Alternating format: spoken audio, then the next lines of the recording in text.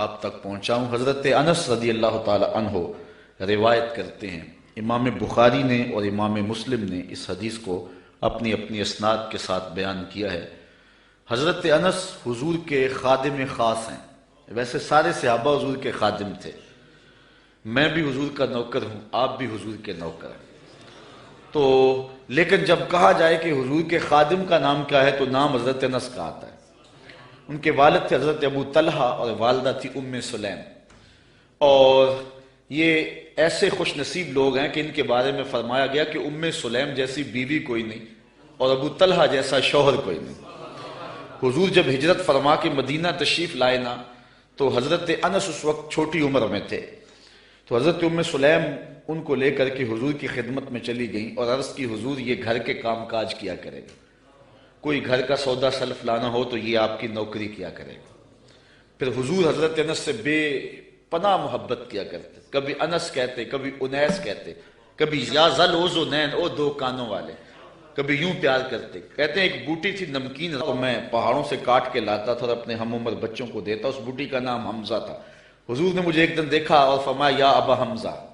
او ابو حمزہ۔ حضور مجھے ابو حمزہ کہہ کے بھی پکارتے، انیس بھی کہتے، انس بھی کہتے، اور مجھے یا ذل اذنین، او دو کانوں والے، یہ کہہ کے بھی پکارتے تھے۔ حضور بڑی محبت کرتے، 10 سال تک انہوں نے حضور کی نوکری کی ہے، اور کہتے ہیں 10 سال میں ایک بار بھی ایسی نہیں آئی کہ حضور نے مجھے جھڑکا ہو،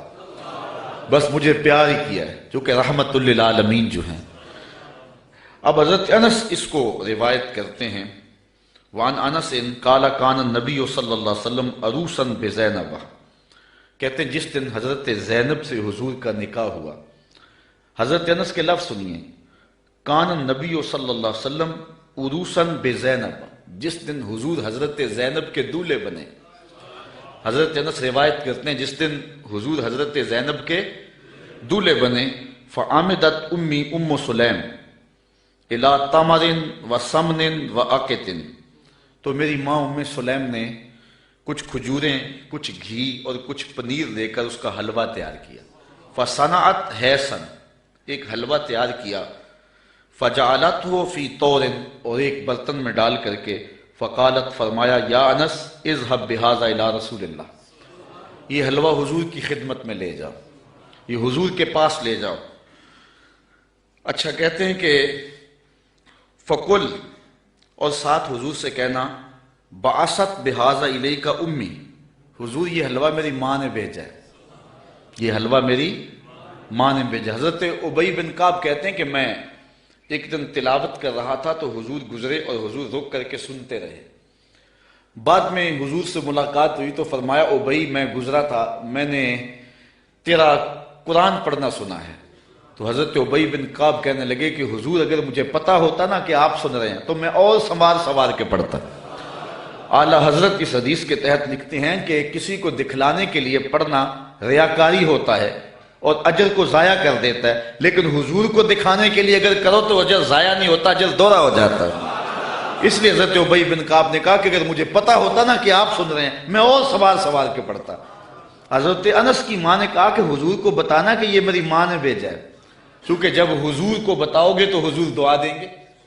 ایک دن حضور کسی صحابی کے گھر کے دروازے پہ گئے اور آقا کریم کی عادت یہ تھی کہ السلام علیکم کہتے، جا کہا السلام علیکم، وہ دروازے پہ کھڑا تھا، سن لیا حضور آئے ہوں تو پتہ نہ چلا ہو کہ کون آیا ہے۔ اب اس نے منہ کے اندر کہا وعلیکم السلام، آواز کو اونچا نہیں کیا۔ حضور نے پھر کہا السلام علیکم، تو حضور علیہ السلام نے جب کہا تو اس نے پھر جو ہے وہ چپکے سے کہا وعلیکم السلام، پھر حضور نے تیسری مرتبہ کہا السلام علیکم، تو اس نے پھر چپکے سے وعلیکم السلام کہا۔ حضور کی عادت تھی 3 مرتبہ کہتے اور پھر واپس چلے جاتے، تو حضور واپس پلٹے تو صحابی حضور کے پیچھے بھاگے۔ حضور فرمایا، میاں میں نے تو 3 مرتبہ سلام کہا تھا، تو حضور کی بارگاہ میں عرض کی، حضور میں نے تینوں بار جواب دیا تھا، لیکن میں نے اونچی جواب اس لیے نہیں دیا تھا کہ حضور بار بار سلامتی کی دعا دیتے رہیں، اگر میں پہلی مرتبہ وعلیکم السلام کہہ دیتا تو آپ دوسری 2 مرتبہ تو نہ کہتے، تو آپ بار بار مجھے سلامتی کی دعا دیتے رہیں۔ حضرت انس کی ماں نے اس لیے جو ہے وہ اپنے بیٹے کو کہا کہ جا کے بتانا تاکہ حضور دعا دے دیں، تو کہا کہ جا حضور سے کہنا کہ حضور یہ میری ماں نے بھیجا ہے، وَهِيَ تُقْرِئُكَ السَّلَامَ، اور حضور وہ آپ کو سلام بھی کہتی تھی، آپ کو سلام بھی کہتی تھی۔ کتنا خوبصورت انداز حضرت انس کی والدہ کا۔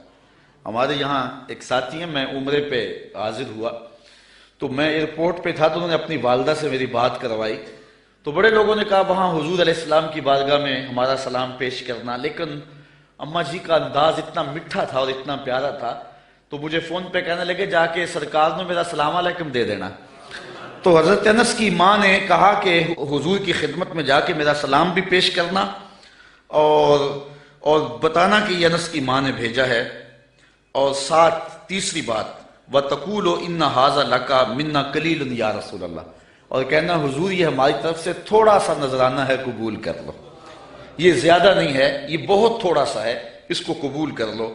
کہتے ہیں میں حضور کی خدمت میں حاضر ہوا، فَذَهَبْتُ فَقُلْتُ، میں حاضر ہوا، جو ماں نے کہا تھا وہ میں نے کہہ دیا۔ تین باتیں ماں نے کہی تھی، ایک کہنا کہ حضور میری امی نے بھیجا ہے، دوسرا کہ حضور آپ کو سلام بھی کہتی تھی، اور تیسرا کہ کہتی تھی کہ حضور یہ ہماری جانب سے تھوڑا سا ہے۔ تو حضور کی خدمت میں جا کے میں نے کہہ دیا، فقال داہو، حضور نے فرمایا رکھ دو، ثم قال، پھر کہا اذهب فدعو لی فلانا و فلانا و فلانا، پھر فرمایا اٹھو فلاں کو بلا لاؤ، فلاں کو بلا لاؤ، فلاں کو بلا لاؤ،